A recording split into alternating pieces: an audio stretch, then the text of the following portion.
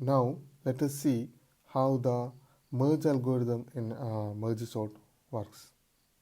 Okay, so for an example, I took the last portion, last combine operation that is happening in merge sort here as an example.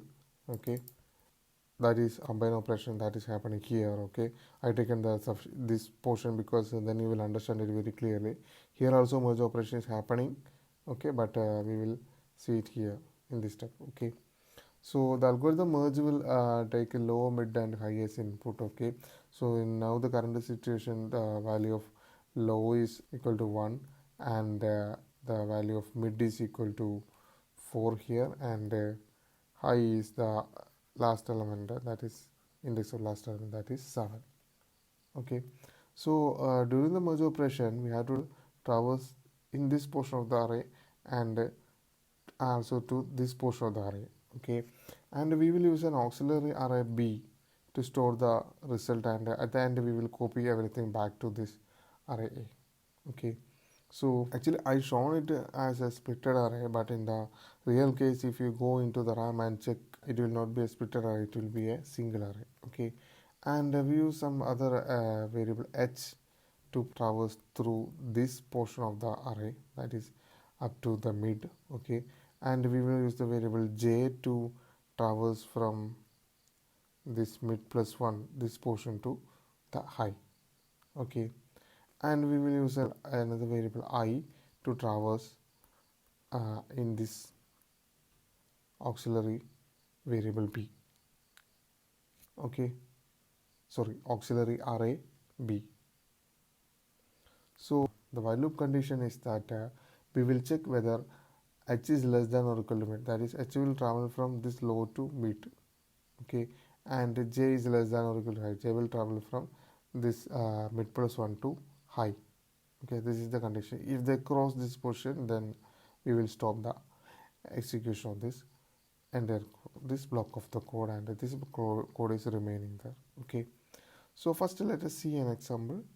So now both h and j are pointing to the first element. Okay, and we check whether if a of h less than a of j. Okay, a of h is 3 and a of j is 9. So this one is lesser one, so we will copy the lesser one to the auxiliary array b. Okay, that is b of I is equal to a of h. Okay, and we will increment h, and h will now point here. Okay, fine. Also we will increment the I, so I will now point here. Okay, here is the next position we have to insert. So j, there is no change to j, j is still there. Okay, so this while loop will execute again because j is less than mid, h is less than mid, and j is less than high now. Okay, so again if check if a of h is less than a of j, but now a of h is greater than a of j, so this else portion this will execute, and you can see so what we will do is that we will copy whatever in a of j to b of I. So this 9 will be copied here, and we will increment j. So j will now point here, and at the end we will increment I also. So I will point here. Okay, fine. Now again h is less than mid and j is less than high, so again we will compare whether a of h is less than a of j, but a of h is greater than a of j.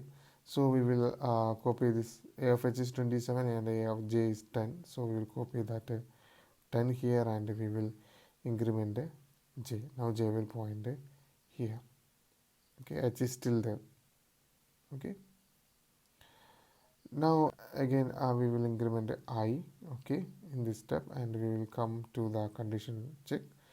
Now also h is less than mid, and j is now equal to high, but it is true here. Okay, so we will come inside this loop and check whether a of h less than a of j. Yes, because a of h is 27 and a of j is 82, so it is less than a of j, so we will copy a of h to this auxiliary array. Okay, and we will increment h now will point here, and also we will increment I.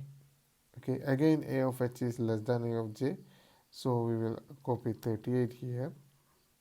Okay, and h will now point here in this position. Again a of h is less than a of j, so we'll copy 43 here, and in this step we will increase h, so h will cross the mid. Okay, and since h cross the mid, we will stop this while loop. Execution will be stopped. Okay, but one more element is left in the array, that is 82 we have to copy. For that we will use this section, that is if s crosses the mid, then whatever be in the remaining array, it will be already in sorted order. Okay, so whatever be in the right hand side, we will copy everything to the array b, so 82 will be copied here. Okay, and the reverse of this also can happen, that is when j cross high, if something is left here, then we will put that element into the end of the array. Okay, for that we will use this else portion of the code, and at last we will copy whatever value inside b to the array a, the original array a. Okay.